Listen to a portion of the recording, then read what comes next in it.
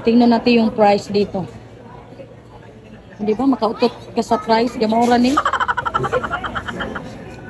Oh, 875 isang piraso, besh. Sabi nila, sikat daw itong Hiraya Starbucks dito sa Tagaytay. So ako naman na mahilig sa kape, maaga pa lang pumunta na kaagad ako dito sa Tagaytay. At syempre di tayo magpapahuli, besh. Basta kape, bahalag mga budlat niya itong mga mata sige o ginom og kape, oy. Diba? Basta Tagaytay, ang alam natin ay malamig. So ayun na nga, dahil ang alam ko ay malamig ngayon sa Tagaytay, sinuot ko ang aking mahiwagang jacket dress na maitong, besh. Pero na-prank ako, besh. Ang init pala dito sa Tagaytay ngayon. Bago tayo pumasok sa loob ng Starbucks, hindi pwedeng di tayo aaura. Dapat may picture tayo. Minsan lang tayo makakapunta dito, besh. Suotin natin ang ating nag-iisang mahiwagang salamin na namana ng lulo ko sa lulo ng lulo niya. Tingnan natin yung price dito. Di ba? Makautot ka sa price. Gamora ni. Unsa man tubig masudan ni? Eh, naunsa naman ni. Kasi ito, malaki-laki konti. Net. Oh my God. Ay, mas mura to siya, ha? Mas mura siya kaysa dito.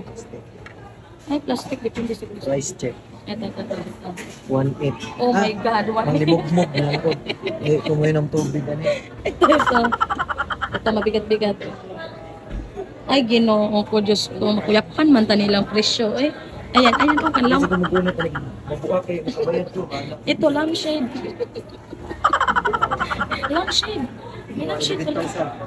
Ay, ang ganda ng baso, oh. Oh, parang gusto ko, ah. 1,000 right. Nagay, bahala ko. Di ka naman kumunot ko ako. 1,495. Ito, lampshade. Alam siya pala yan. Lamp ba? Hindi, coffee maker yan. Ang coffee maker. Lampshade.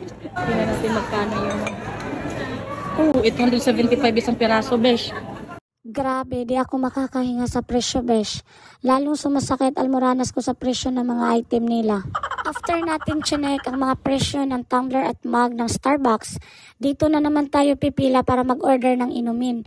At ito na naman i-check natin ang presyo ng mga cake at tinapay nila. Ang ganda tingnan ng mga tinapay at cake dito. Kaso di maganda sa mata ang presyo tsaka yung mga pangalan ng tinapay, besh. Nako, burikat may alam na ako eh. So ang ilahang mga tinapay derivation nyo kay social kaayo kay na-toppings na strawberry.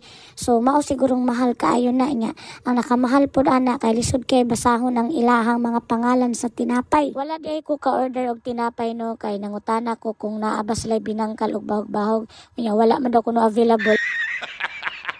Habang naghihintay tayo ng ating ino-order na inumin, tingnan muna natin ang view sa labas. Makikita natin mula dito ang Taal Volcano. Grabe, napakaganda ng view dito mga beshi ko. Nakakatanggal talaga ng stress dito. Kaso, na-stress pa rin ako sa mga presyo ng kanilang mga produkto. Oh my God. Sinong di ma-stress niyan? Buti kung anak ka ng presidente ng North Korea. Mabibili mo lahat kaso pinanganak lang ako sa pobreng lagay. Ay nako. What? Thank you. Kevin. Sa part na to, makikita mo dito kung paano ginawa o piniprepare ang in-order mong coffee.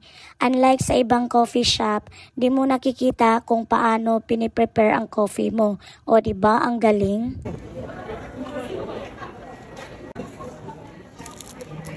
Is your reserve dark chocolate mocha and reserve Grande Hiraya? So ito na besh, tikman na natin ang ating coffee. Ang sarap, mas masarap pa ito sa asawa ko besh. Instagram. Hindi